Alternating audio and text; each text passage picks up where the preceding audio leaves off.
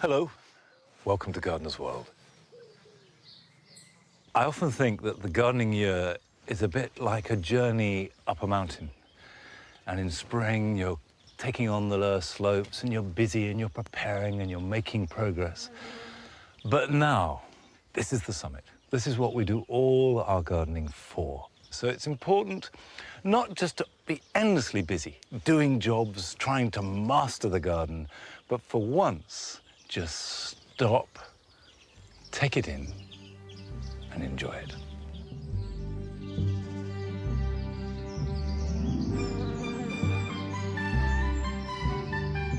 For many people at this time of year, verdant lawns don't just conjure up a relaxing midsummer garden, but also lawn tennis. Joe has been to Wimbledon to meet the team who take care of their precious grass.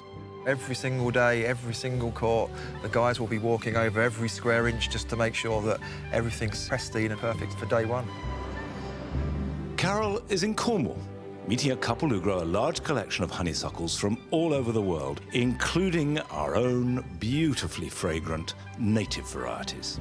It really is the scent. It's so evocative of a summer's evening.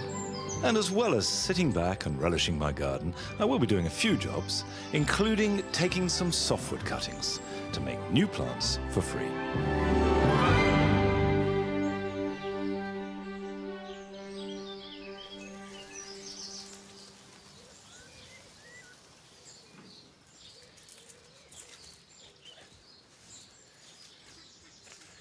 This piece of the garden has, for the last 20 years or so, been the spring garden.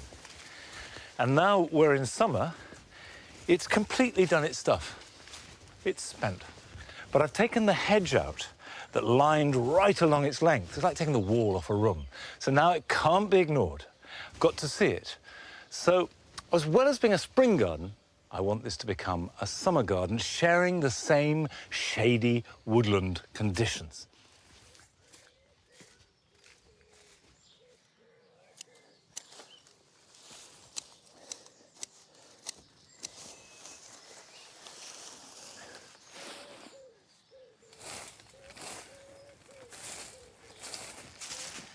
It's amazing to think that just a few months ago, this was spangled with jewel-like flowers. There were crocuses and tulips and hellebores, and it felt precious. Now it looks as though it's been trashed. That isn't the case. Everything is fine. What I am trying to do is create space and see where there are gaps where I can plant for summer.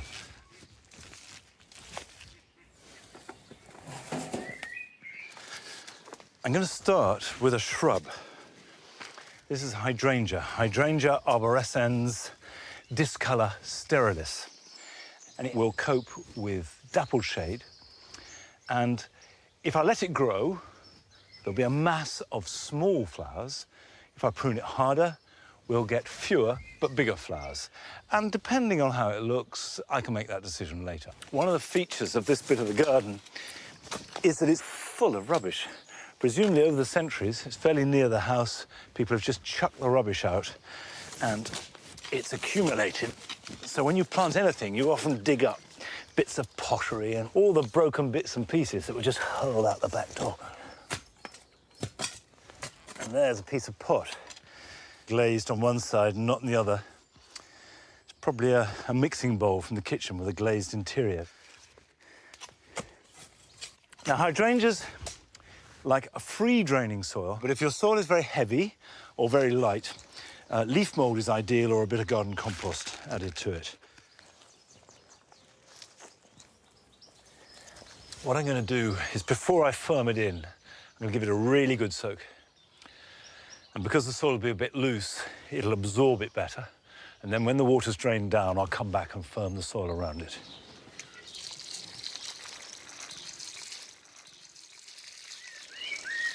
Right, while that's absorbing, let's go on to the next layer.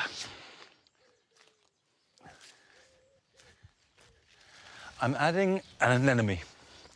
This is Anemone hufensis Hadspen variety. It comes from China, and it will flower with pink flowers later in summer, August, September, even on into October. And it's a tough plant. will be quite happy in this dappled shade.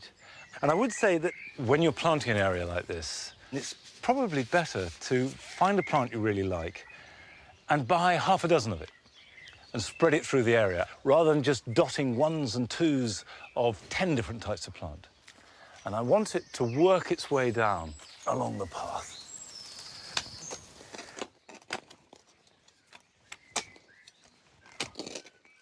Over the years, it's quite common for Gardener's World to have been rested whilst Wimbledon has been on. So we thought it appropriate that Joe should go along and see not just how they prepare the famous courts, but also the huge amount of floral display that accompanies the tennis.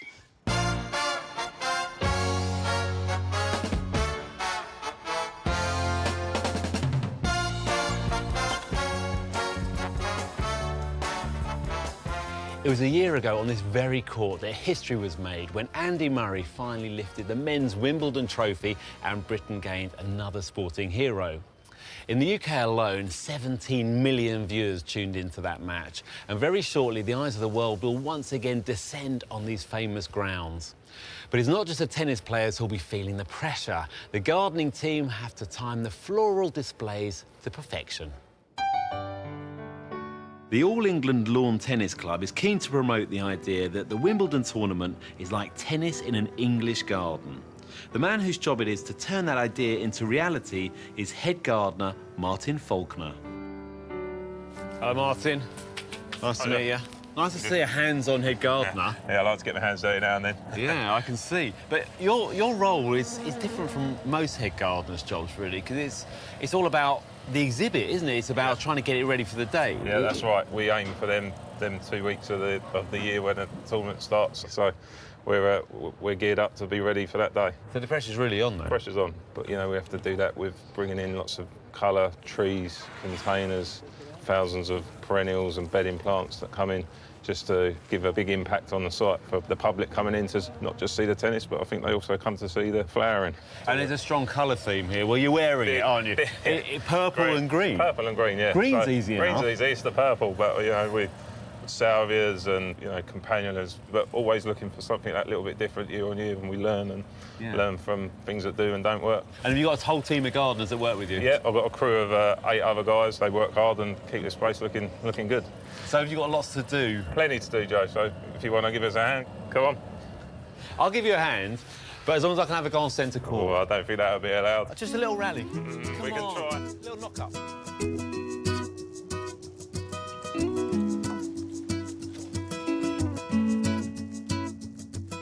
This is such an iconic image for me, of the horticulture of Wimbledon. It's amazing. Virginia creeper, Boston ivy. Yeah. What do you call it? We call it Partho. We've shortened down the Latin name to Partho between the lads, so...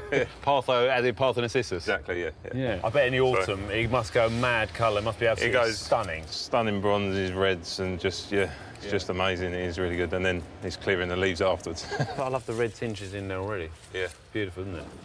So what are your top tips for growing this? If you want to keep it contained, then just keep trimming it. And once it's established, plenty of water and it's away. We're getting it at ground level, but I see around the corner there, he's got the cherry picker out that's right, to get it up around the window. Exactly, the only way. It's an unbelievable amount of work, really, when you think about it, isn't it? But the Virginia creeper isn't the most famous horticultural feature at Wimbledon. The grass courts always take centre stage.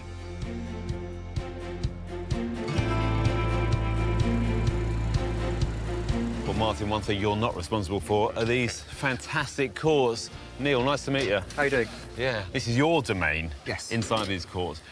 They are absolute perfection. Thank you very much. I bet you get asked all the time, how do you keep them looking so good? Having a dedicated team, I have a team of 16 that spend their whole life almost on all of our courts, and every single day, every single court, the guys will be walking over every square inch just to make sure that everything is as pristine and as perfect as it possibly can for day one. And do you lay them every year? Yes, we pretty much, after the championships, we shave the surface off, go back to the soil, we re-level it, reseed. And for the gardeners at home, what grass seed do you use? Is it something that people could grow at home? Yes, I mean, the variety that we use, we're 100% ryegrass now. It's just we select different cultivars that are good for tennis. So for us, it's all about wear tolerance and drought tolerance grasses. But yeah, the rye grasses that we use is something you can use in everyday gardens. Right. My advice would always be plenty of moisture, plenty of feed. If it's growing, cut it. And use a sharp mower. Yes, as well. always make sure the blades are nice and sharp.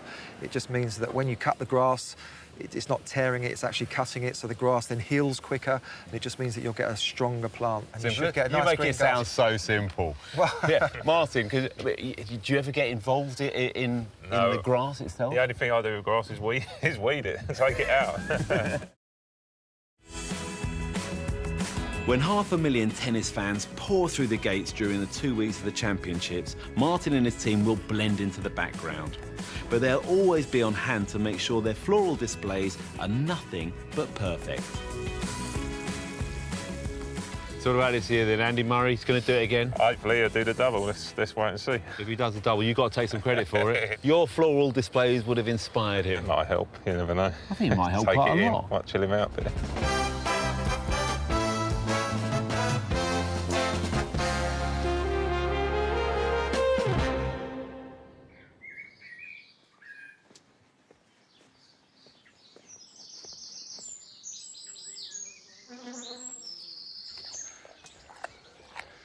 The herb garden is now growing with real lushness. And this makes it not only a delicious time to eat them, but a really good time to take cuttings. Now, these are softwood cuttings. And the difference between a softwood cutting and, say, a semi-ripe cutting, let alone a hardwood one, is that it's entirely made out of new growth. So you can see here on this rosemary, this growth here has happened in the last few months, and I can bend it without breaking it. And the advantage of softwood cuttings is that they take really quickly and easily. Before you take any cuttings, you need to have a polythene bag, something sharp to cut with, and ideally do it early in the morning. 6 o'clock is perfect because the plant is full of liquid and it just gives you a bit more time to take the cuttings before they start to dry out. And it's the drying out that will kill them.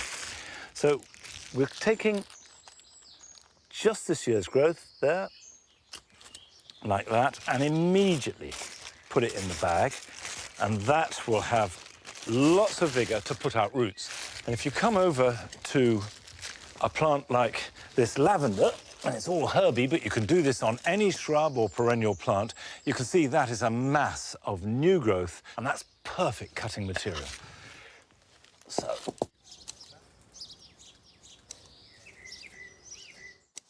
OK, having taken the cutting, you now have to act fast.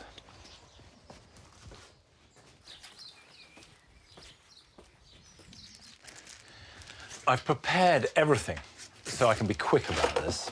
And the minute you cut your softwood cutting, it's wilting. And if it wilts too much, it'll die.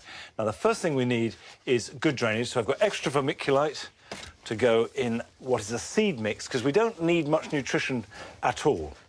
And we have a cutting like that and strip off most of the lower leaves.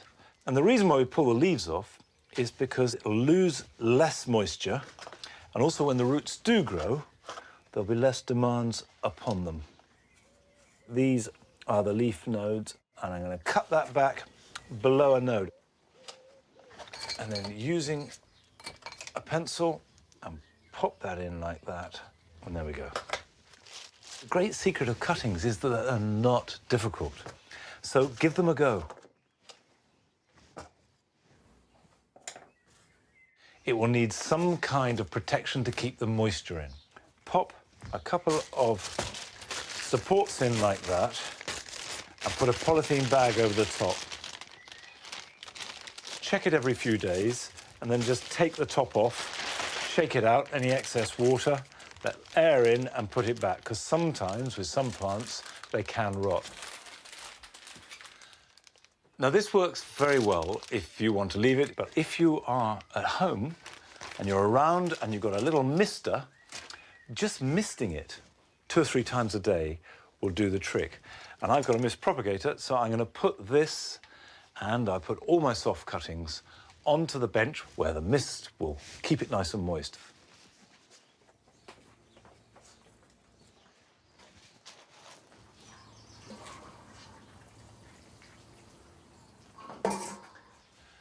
Now, I've got some cuttings that I took earlier this spring. This is euphorbia. You can see there's nice new growth on that. But a tip is, before you tip it out, just give it a little tug. Gentle. And I can feel a bit of give in that. And that one.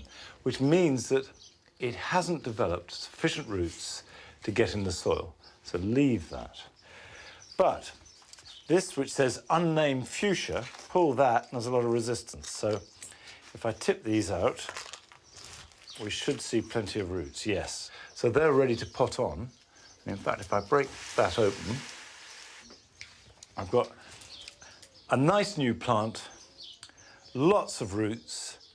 And if I plant that out, that will make a little flowering plant by the end of summer. Now, you may not be taking any cuttings this weekend, but here are some other jobs that you can be getting on with. At this time of year, you may notice a mass of small fruits lying on the ground beneath your apple or pear trees. Now, don't worry. This is just nature's way of reducing the burden of ripening too many fruits, and it's known as the June drop. It's also a signal to prune the fruit further. Remove all but 2 fruits from each spur. This way, you will get 2 well-ripened, healthy fruits instead of 4 or 5 small ones. Midsummer is a good time to sow biennials, and these are plants such as foxglove or wallflowers that develop their roots and top growth in the first year and then are ready to flower the following spring and summer. You can sow these directly outside, or as I do, in a pot or seed tray under cover. Scatter the seeds thinly over damp compost. Sprinkle some more dry compost over the top and place somewhere cool to germinate. Gooseberries, red currants and white currants are all particularly susceptible to attack by sawfly at this time of year. The adult lays its eggs at the base of the bush, and when the larvae hatch, they start eating their way up the plant. And if you're not careful, they can completely defoliate it before you really realize anything's wrong. Prune away all the new growth from the center of the bush, leaving an open goblet shape. This will improve ventilation and also means you can see any damage before it gets too bad.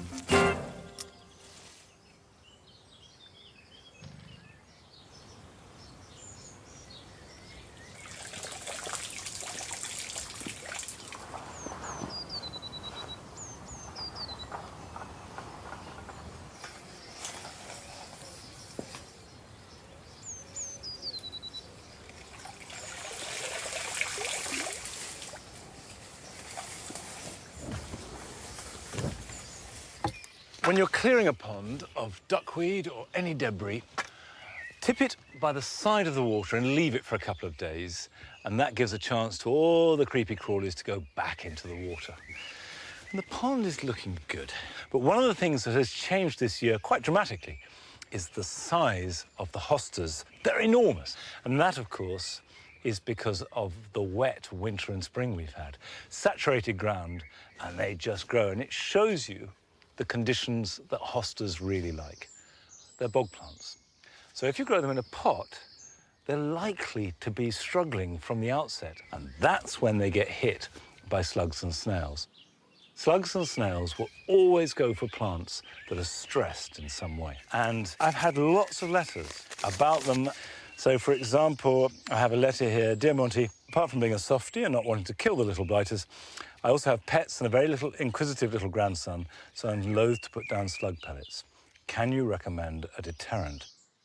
I think nothing will do more to cope with slugs and snails than a really healthy ecosystem in your garden.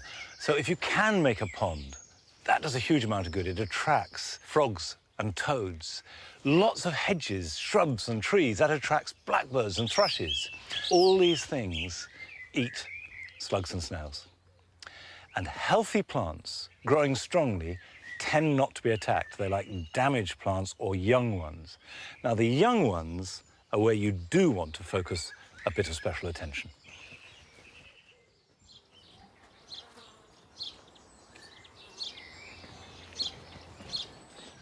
This is the area where we put plants that have come from the greenhouse, are growing on under some protection with the cold frames, and then are hardening out on that side. And we try to keep this area as a slug and snail-free zone.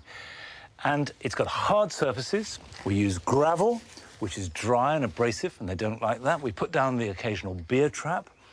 And more importantly, we check regularly, at least once a week, under every pot and container. So I suppose the moral is, put your energy into a slug-free zone, which can be quite small, just a couple of feet by a couple of feet, and use that to protect plants that really need it. Now, continuing a look at the plants that have shaped our gardens, and also the people who've given time, passion and expertise to developing them, Carol went down to Cornwall to look at a plant whose fragrance is one of the high notes of midsummer.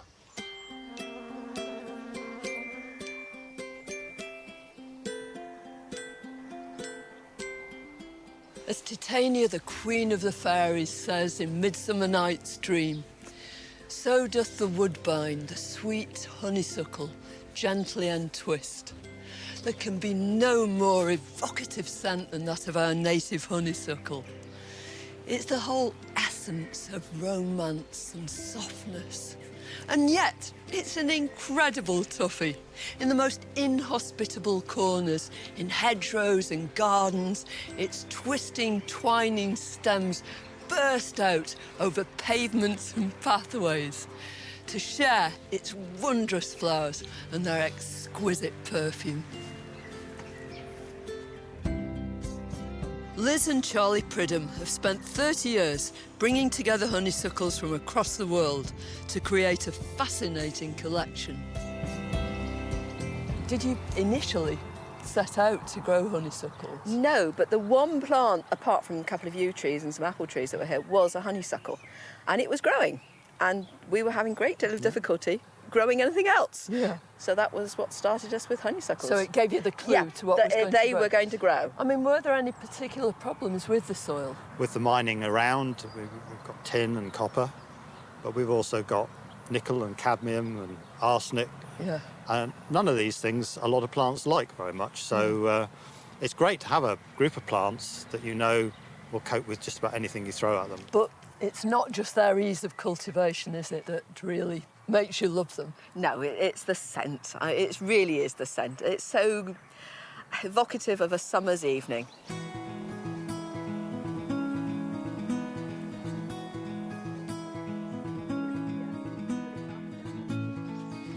There are honeysuckles everywhere, aren't there? There are. This one is Lonicera italica, Right. and it's very early.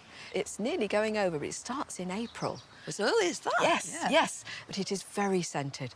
And it's nowhere near as big as our native honeysuckle. So it'd be the perfect sort of plant if you're in a town garden. Yes.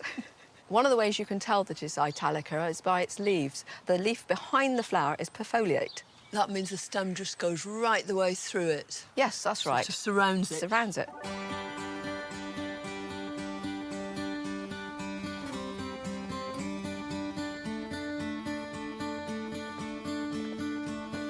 This is a real honeysuckle bower. Just look at this. It's beautiful. Isn't it lovely? Yes. It's Lonicera belgica, early Dutch. This one's starting now, early June, and it takes over from the italica. Paraclaminum is our own native honeysuckle, isn't it? Yes, it is, yes. I mean, our hedges in Devon are thronged with it, but they're always cream and yellow. They are down here in Cornwall as well, but as you go further east in the country, they start to get pinker and pinker and pinker. And if you go across into the near continent on Belgium and Holland, then they're really quite crimson. But they're all the same plant. When you have some of these long shoots here, if you just nip them back, then they'll make 2 new shoots there and they will flower, so you can really extend the season.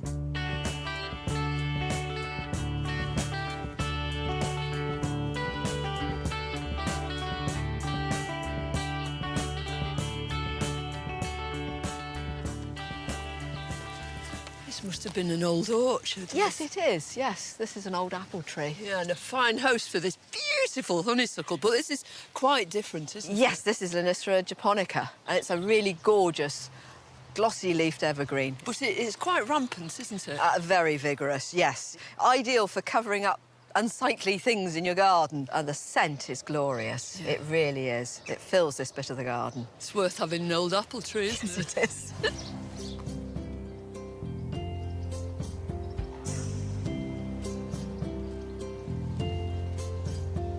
It's not just us who find the scent of honeysuckle so alluring, is it? Well, they're not doing it for us, that's for sure, but we're the beneficiaries. They obviously doing it to attract their pollinators, which in the case of our honeysuckles are moths, particularly the hawk moths. And when you see them in the evenings all over the plants. And that's when the plant begins to pump out its perfume, isn't it? Indeed. They've actually timed it for the working person to come home from Yes, work, and that's when the scent starts, you know, ideal for commuters. Much as we would like them to be, not all honeysuckles are scented.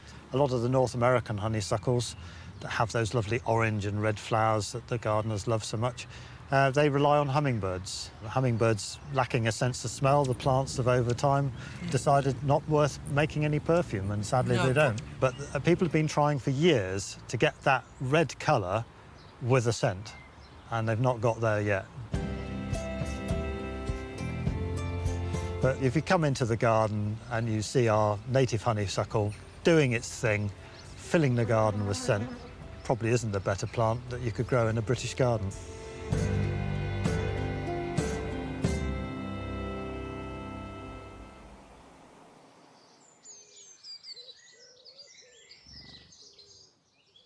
Now, I would agree with Charlie that every garden, every single garden in this country should have a honeysuckle.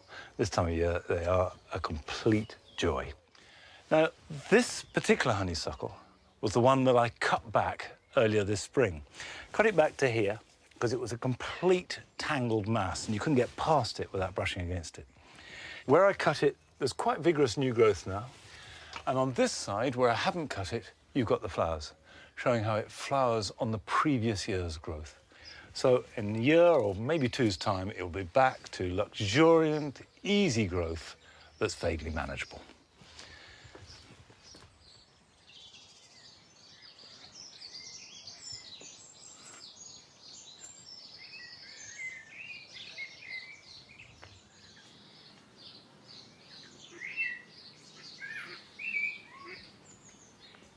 Well, that's it for today. And I would just say again that for most of the year, we're also busy trying to make our garden look as good as possible, trying to keep it tidy and organised and grow all these lovely plants. But this weekend, just take a moment. And remember, this is the top of the year, so look out from here and relish the view. Till then, bye-bye.